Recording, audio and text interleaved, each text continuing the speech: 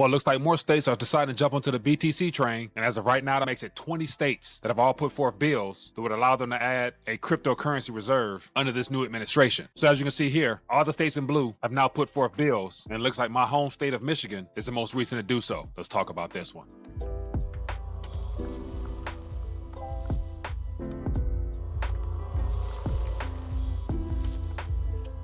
All right, so as always, looking forward to connecting and trying to keep you up to date as to what's happening in the crypto space, as well as a variety of other sectors. And so what caught my attention this morning happens to be news about Michigan deciding to jump on the Bitcoin train and trying to add crypto to their reserves and the things of that nature. And so, as always, if you guys want to hear more of these little quick deep dives where I go into more of the recent news and market activities and things of that nature, then definitely hit that thumbs up button, drop a comment down below, let me know what state you think will be next. And as always, if you're new, make sure you subscribe, click that bell or the check mark so you never miss out when I do one of these deep dives here. But let's jump into it. So here we have an article from Cointelegraph that came out this morning, and it says Michigan becomes the latest state to propose crypto reserve bill. And as always, I'll thumb through it just to give my 2 cents on it. And then it reads, Michigan has become the latest U.S. state to propose a strategic big reserve bill, bringing the total number of states moving crypto reserve-related legislation to 20. On February 13th, Representative Brian Post introduced B 4087 to amend States Management and Budget Act to establish a strategic Bitcoin reserve. Then it goes on to say here, the move makes Michigan the 20th U.S. state with legislation for state crypto investment pending a vote. So as of now, Michigan can and should join Texas in leading on crypto policy by signing into law my bill creating the Michigan Crypto Strategic Reserve, according to Post, who said on X. It says the Michigan bill would allow the state's treasurer to invest in crypto from both the general fund and the economic stabilization fund with a cap of 10%. And as always, the bill doesn't specify any limits or guidelines for what cryptocurrencies can be bought for the reserve.